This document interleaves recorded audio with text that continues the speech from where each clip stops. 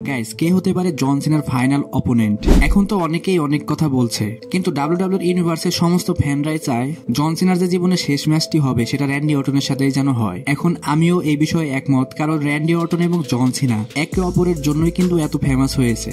John Cena as a baby face সব থেকে বেশি সাকসেসফুল হয়েছিল যখন র্যান্ডি অর্টনের সাথে তার ফিউড হয়েছিল, এবং কি Randy Orton as a heel সব থেকে বেশি সাকসেসফুল হয় যখন কিনা জন সিনার সাথে তার রাইভালরি চলে। সো গাইস, সব ফ্যানেরই আশা র্যান্ডি অর্টন এবং জন সিনার আরেকটি আইকনিক ম্যাচ আমরা যাতে দেখতে পাই। নেক্সট কথা বলবো পল হিউম্যানকে নিয়ে। সো গাইস, আমাদের সবার প্রিয় ওয়াইজ ম্যান দ্য পল হিউম্যানের আজকে কিন্তু বার্থডে। সো যারা পল হিউম্যানকে উইশ করতে চান অবশ্যই কমেন্ট বক্সে করতে পারেন। নেক্সট কথা বলবো সিএম পাঙ্ককে নিয়ে। সো গাইস, অনেকগুলো গণমাধ্যমে এই বিষয়ে শিওর করে দিয়েছে যে আগামী সপ্তাহে যে এনএক্সটি থাকবে সেখানে আমাদের কাল্টিক পার্সোনালিটি সিএম পাঙ্কও সেখানে থাকবে, এবং কি সেখানে সে একটা স্পেশাল অ্যানাউন্সমেন্টও করবে। সো গাইস, এই সপ্তাহের এনএক্সটি অনেকটাই স্পেশাল হতে চলেছে, অবশ্যই দেখতে ভুলবেন না।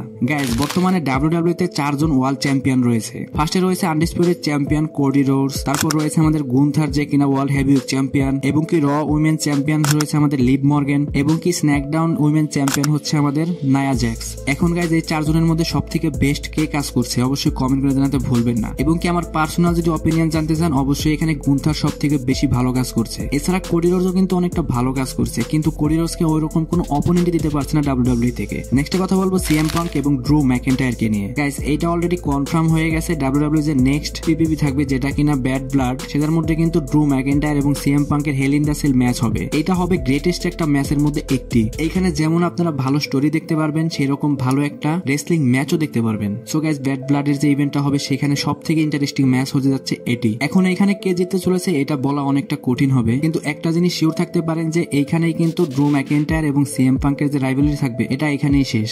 রিপোর্টের অনুযায়ী সিএম পাঙ্ক কিন্তু এরপর গুন্থারকে চ্যালেঞ্জ করতে চলেছে। সো গাইস, যারা সিএম পাঙ্কের ফ্যান আছেন তারা সবাই প্রস্তুত থাকুন, খুব তাড়াতাড়ি সিএম পাঙ্ককে আমরা ডাব্লিউডাব্লিউই ওয়ার্ল্ড হেভিওয়েট চ্যাম্পিয়নশিপের দিকে যেতে দেখতে পারি। নেক্সট কথা বলবো গুন্থারকে নিয়েই। গাইজ, রিসেন্টলি গুন্থার যে সকল প্রোমো কার্ড গুলা করে সেগুলোতে আপনারা অবশ্যই দেখতে পারবেন তার যে মাইক স্কিল তা কিন্তু আগের থেকে অনেক বেশি ইমপ্রুভ করা হয়েছে, এবং কি তার পার্সোনালিটিতেও কিন্তু অনেকটা পরিবর্তন দেখা যাচ্ছে। সো গাইজ, গুন্থার যে আরো সামনে অনেক দিনই চ্যাম্পিয়ন থাকবে এই বিষয়ে কোনো সন্দেহ নেই। লাস্টে কথা বলবো আমার পার্সোনালি ফেভারিট R-Truth-কে নিয়ে। R-Truth-কে নিয়ে রিউমার উঠেছে যে R-Truth-কে হয়তো এই বছরের হল অফ ফেমে ইন্ডাক্ট করা হবে। যাই হোক গাইজ, এটা হতে হয়তো আরো অনেক সময় লাগতে পারে। সো গাইজ, আজকের ভিডিও এই পর্যন্ত। রেসলিং সম্পর্কে সমস্ত নিউজ এবং আপডেট জানার জন্য আমার চ্যানেল পাশেই থাকুন। ধন্যবাদ।